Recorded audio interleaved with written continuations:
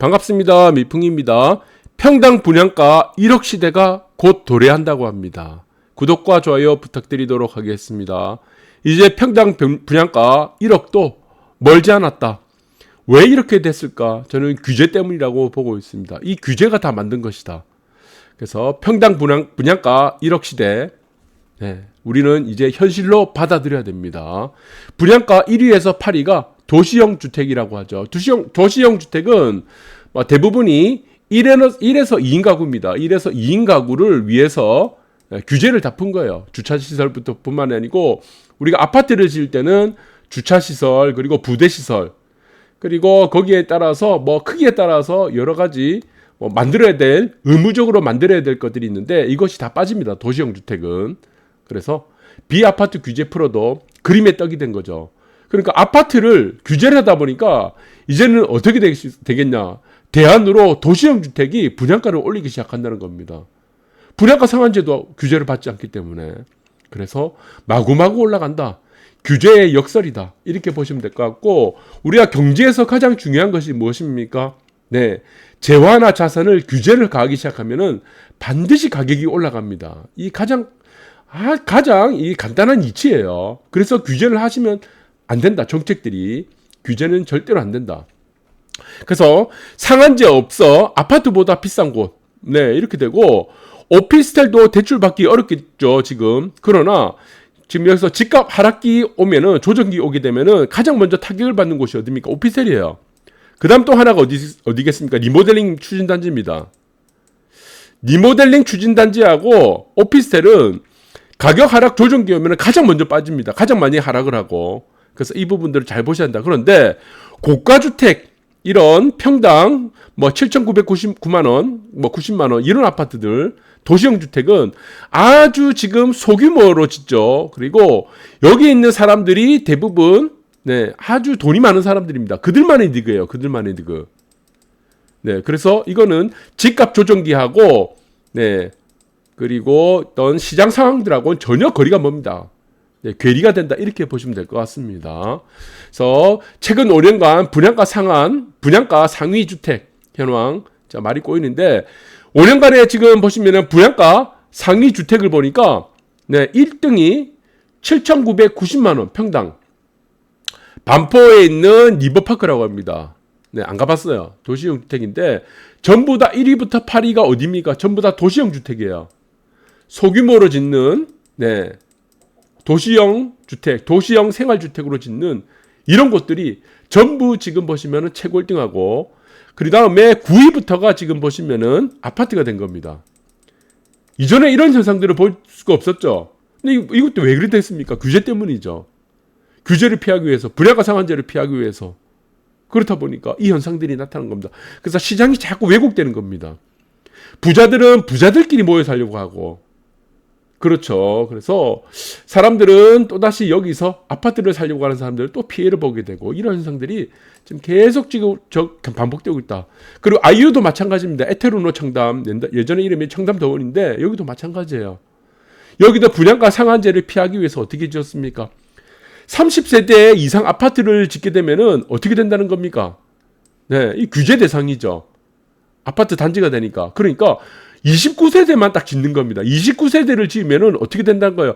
분양가 상한제를 피할 수 있기 때문에 고가로 지을 수 있습니다. 고가 분양을 할 수 있다는 겁니다. 비슷한 지금 도시형 주택인데 에테르노 청담이 이렇게 분양을 한다는 거죠. 그들만의 리그예요, 이거는. 그들만 사는 거예요. 아파트 공동주택하고 또 다릅니다. 그러니까 이거는 시장이 조정받는 거, 조정기 들어가고 하락기 조정기 받는 거하고는 영향이 전혀 없는 거예요. 그들만 살기 때문에. 그래서 애초에 서민층이나 중산층을 위한 아파트는 아니다 보니까 극소수 아파트죠. 극소수 아파트에 희귀성을 갖고 있는 아파트, 한강 조망, 이런 영구 조망권을 갖고 있는 아파트. 그래서 이제 패러다임도 많이 변한 것 같습니다. 이전에 지금 부역 대신 평 이래가지고 평지의 역세권, 초등학교 가까이 있고 이런 아파트들이 대단지 이런 아파트들이 주목받았는데 지금 시대는 또 바뀐 겁니다. 그들끼리 살자 이거예요. 소규모 아파트를 중요시한다. 어떤 소규모 아파트입니까? 평지에 역세권에 그리고 영구 조망권이 있는 아파트, 소규모 아파트.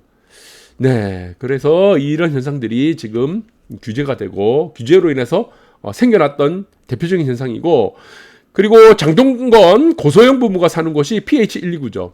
여기도 마찬가지입니다. 마찬가지로 보세요. 29세대만 지었어요. 왜 29세대 지었습니까? 아까 설명드렸죠. 30세대 이상이면은 30세대 이상을 분양하게 되면은 분양가 상한제를 받잖아요. 분양가 상한제를 피하기 위해서 29세대만 짓는 겁니다. 그들끼리 살자는 거예요. 그렇습니다. 그래서 이 부분들 잘 보셔야 된다. 또 분양가 상한제 뿐만이 아니고 토지거래 허가구역 제가 만들면 안 된다고 그랬습니다. 오세훈 시장 되고 나서도 오세훈 시장을 겨냥을 해서 제가 토지거래 허가구역 절대 만들지 말라고 강조드렸는데, 오세훈 시장이 결국에 단기적인 집값을 잡기 위해서, 단기적인 성과를 위해서 토지거래 허가구역을 송파 쪽에, 잠실 쪽에 만들었어요. 하면 안 됩니다, 이거. 절대로 다 풀어야 돼요, 규제를. 시장 논리로 가야 됩니다. 보이지 않는 손이라는 가격 논리로 가야 됩니다. 수요와 공급에 의해서. 그런데 제 말을 안 들었습니다, 오세훈 서울시장이. 그러니까 지금 어떻게 됐습니까? 잠실 엘리트가 있죠. 잠실 3대장, 네, 엘스, 리센츠, 그리고 트리지움, 맞습니까? 예, 이 3대장입니다. 3대장은 토지거래 허가구역을 묶였는데 이게 S급이에요. S급지. 근데 그 옆에 길 하나 건너가지고 파크리오가 있습니다. 이거는 A급지입니다. A급지. 그냥 뭐 예를 들어서 제가 그려볼게요. 뭐 급지란 거는 여러분들이 뭐 개인적인 주관적인 생각이니까. 엘리트가 더 좋은 입지의 아파트인데, 근데 시세가 어떻게 됐습니까? 파크리오 25억 3천만 원으로 신고가를 됐습니다. 이 지역의 대장이 돼버렸어요. 대장. 역설이 돼버린 거예요. 역설이. 네, 이 역설을 뭐라고 하죠? 패러독스라고 합니까? 그래서 역설이 돼버린 겁니다. 자, 이것이 무엇 때문에 됐습니까? 이게 규제 때문이죠, 규제. 그래서 토지거래 허가구역을 묶으면 안 됩니다. 왜 묶으면 안 되냐면은, 묶었을 때 그 이유 상황이 또 벌어지는 겁니다. 그러면은, 엘리트가 지금 엘스, 리센츠, 트리지움, 이 아파트들이 대장이었는데, 대장이 바뀌어버렸다. 그러면은, 나중에 엘리트가 잠실에서 토지거래 허가구역을 풀리게 되면 어떻게 된다는 겁니까? 풀리게 되면 이게 또 문제가 되는 겁니다. 결국에는 풀어줄 수밖에 없죠. 풀릴 수밖에 없다는 겁니다. 그럼 풀리게 되면 어떻게 되겠습니까? 파크리오가 내려가는 것이 아니고 엘리트가 또 올라가는 거예요. 급등하는 겁니다. 이게 반복되는 겁니다. 계속. 이게 뭡니까? 악순환이 연속되는 겁니다. 악순환. 선순환이 돼야 되죠. 우리는 시장이. 그래서 부동산 시장은 어떻게 정책을 만들어야 됩니까? 길게 보고 정책을 만들어야 돼요. 오세훈 시장이 단지 임기가 1년밖에 남지 않았다는 이유만으로 1년짜리 시장이죠. 단기적인 성과를 위해서 이렇게 정책을 난팔하다 보니까 이런 현상이 나타나는 겁니다. 이게 악순환이 되는 겁니다. 악순환. 선순환이 돼야 되죠. 선순환. 선순환을 만들어야 되는데 그 제 말을 드러나는 겁니다. 오세훈 서울시장은. 그래서 이 문제는 결국에는 또 악순환 벌어진다. 그래서 토지거래 허가가 결국 풀어야 되는데 풀리게 되면 또 파크리오 넘어가고, 파크리오는 예전에 보니까 우리가 1등이었다고 생각하는 거예요. 그런데 엘리트가 지금 자기 아파트보다 비싸진 거예요. 그럼 엘리트 파크리오 또 어떻게 되겠습니까? 우리도 올라가겠지. 그래서 이거 비싸게 내놓는 겁니다. 악순환 계속되는 겁니다. 그래서 절대 규제를 두면 안 된다. 부동산은. 전 세계 어느 국가도 부동산을 규제를 하지 않습니다. 사실은. 왜 그렇습니까? 효과보다는 여기서 나오는 부작용이 더 크기 때문에. 자, 여러분들 잘 기억을 하시기 바라고, 또 하나 지금 예를 한번 들어보겠습니다. 제가 제 분양가 얘기를 하고 있습니다. 분양가 여러분들 무조건 올라간다고 좋아할 일이 아닙니다. 예, 저는 양극화, 우리가 초양극화는 괜찮아요. 초양극화. 뭐 강남 아파트 그 모든 사람들이 다 살 필요 없잖아요. 그러면은 강남 아파트의 버금가는 입지 인프라를 만들면 되는 겁니다. 더 살기 좋은 곳. 그러나 좀 더 저렴한 아파트로 해서 모든 사람들이 애 많이 낳고 아이 많이 낳고 뭐 행복하게 살 수 있는 거예요. 걱정 없이. 그런데 이거를 차라리 초양극화를 인정해 주면 되는 거예요. 강남은 강남대로 살게 놔두고. 강남 하나 잡겠다고 초가상가 다 태워버렸잖아요. 네, 그래서 이 문제도 지금 분양가 문제도 또 다시 벌어진 겁니다. 분양가 규제한다고 하니까 분양가 뭐 상한제를 두서 하니까 어떻게 됩니까? 네, 1등부터 8위까지가 분양가를 피한 단지 아파트 소규모 30세대 이하 만들어가지고 미만으로 만들어가지고 분양가를 뭐 지금 엄청나게 올리는 겁니다. 부작용들이 계속 발생한다. 토지거래 허가구역도 마찬가지예요. 악순환이 계속 되는 겁니다. 그 풀리고 나면 또 올라가게 되고 옆에 단지 채우고 갇히게 되고. 그러니까 저는 이 문제도 똑같다고 봅니다. 355조 빚진 부동산 재벌 헝다 파산설 나오죠. 자, 이게 뭐 중국판 리먼 사태라고 하는데, 리먼 브라더스 사태라고 하는데, 이거 우리 교훈을 잘 받아야 됩니다. 그래서 입지가 되지 않는 곳에 저는 아파트 분양가 못 올립니다. 이것도 보고 지금 따라한다고 지금 막 난리쳐서는 안 돼요. 저는 이 문제에서 가장 큰 근본적인 것들을 우리 자산시장에서 찾아야 됩니다. 자산시장에서 가장 중요한 게 3대 요소가 무엇입니까? 첫 번째가 무엇이죠? 리스크 관리야, 위험 관리. 위험 관리가 돼야 됩니다. 그 다음에 수익 관리. 수익이 얼만큼 됐을 때 그 수익을 확보를 해야 됩니다. 그 다음에 무엇입니까? 가장 중요한 게 뭐죠? 자금 관리입니다. 헝다 중국에 보시면은 355조 원을 빚을 지고 지금 파산 위기에 있습니다. 이게 엄청난 파산 위기죠. 네, 여기서 헝다 그룹은 무엇을 했습니까? 예, 폰지 사기예요, 사실은 폰지 사기. 폰지 사기가 뭡니까? 네, 여러분들 대출 받아갖고 그 다음 사람들 돈 땡겼고 이전에 받았던 사람 돈을 주고 또 땡겨고 돈을 주고 또 땡겨 돈 주고 피라미드죠. 그냥 다단계 폰지 사기죠. 네, 마치 내가 돈을 받는 것처럼 보이지만 그 돈은 이전에 다른 사람들이 다음에 다른 사람들이 사기를 당하는 겁니다. 그러니까 355조니 빚을 지게 되는데 여러분들 자금관리 이 부분들을 잘 기억하시기 바랍니다. 자금관리.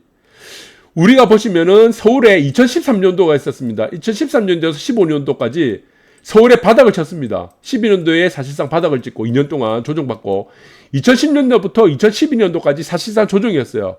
시세로 봤을 때는 12년도가 바닥이었습니다. 그런데 이 바닥을 치고 난 이후 2013년도, 15년도에 자살자가 엄청 많이 일어났습니다. 한강다리 많이 올라갔어요. 왜? 자금 관리가 안 되다 보니까 무리하게 빚을 내서 아파트를 여러 채 산 겁니다. 그런데 이게 버티지 못한 겁니다. 그 이후 어떻게 됐습니까? 이 사람들이 한강다리 다 올라가고 다 뛰어내리고 나서 그 다음에 급등을 했습니다. 서울 아파트가. 부산 아파트는 2019년도에 자살자가 많이 나타났어요. 무리하게 집을 산 겁니다. 자금 관리를 하지 않았어요. 빚을 내고 버티다 못해가지고 자살을 많이 했었습니다. 그 이후 어떻게 됐습니까? 부산은 19년도에 네, 그 사람들이 다 자살하고 나서 폭등을 했습니다. 급등이 아니고 폭등을 했어요. 이 자금 관리가 얼마나 중요합니까? 네, 부동산 자체는 화폐 가치 하락에 따라서 올라갈 수밖에 없는 구조예요. 화폐 가치는 영원히 하락할 수밖에 없는 구조입니다. 그런데 일시적인 유동성에 위기가 오게 되면은 아무리 내가 버틴다 해도 버틸 수가 없으니까 파산하게 되는 겁니다. 이 헝다그룹도 마찬가지다. 이렇게 보시기 바라고. 그래서 여기 그 문제도 마찬가지, 분양가도 마찬가지예요. 여러분들 아파트 분양가도 마찬가지인데 내가 입지가 안 되는데 무조건 올리면 안 됩니다. 리스크 관리, 수익 관리, 자금 관리 다 놓쳐버립니다. 굉장히 위험에 빠지게 되겠죠. 미분양 나면 어떻게 되죠? 네, 그 일대 그 아파트와 관련된 사업을 시행했던 모든 사람들은 다 파산합니다. 시공사까지 파산할 수 있습니다. 미분양이 돼버리면은. 앞으로 지금 재건축 재개발 추진하고 있는 단지가 몇 개입니까 도대체? 거기서 제대로 이루어지는 단지가 몇 개겠습니까? 리모델링은 모든 아파트에 보시면 15년 이상 되면 다 리모델링 슬로건 다 붙여요. 현수막 다 붙입니다. 하면 안 됩니다. 리모델링은. 네, 자기 아파트 가치 다 까먹는 거예요. 왜 하면 안 되겠습니까? 리모델링 하고 나면 어떻게 되겠습니까? 아파트 더 이상의 개발에 대한 기대감이 없는 거예요. 그때부터 시세가 하락하기 시작합니다. 그래서 리모델링 하면 안 됩니다. 재건축할 수 있는 아파트가 굉장히 희소해진다는 겁니다. 그래서 여러분들은 단순히 입지가 받쳐주지 않는 곳에 여러분들 뭐 29세대 지어가지고 지금 뭐 평당 1억, 뭐 100억, 200억, 300억, 아이유 130억 분양받았다고 해서 이거 따라하면 안 된다는 겁니다. 여러분들 이 부분도 잘 기억하시기 바라고.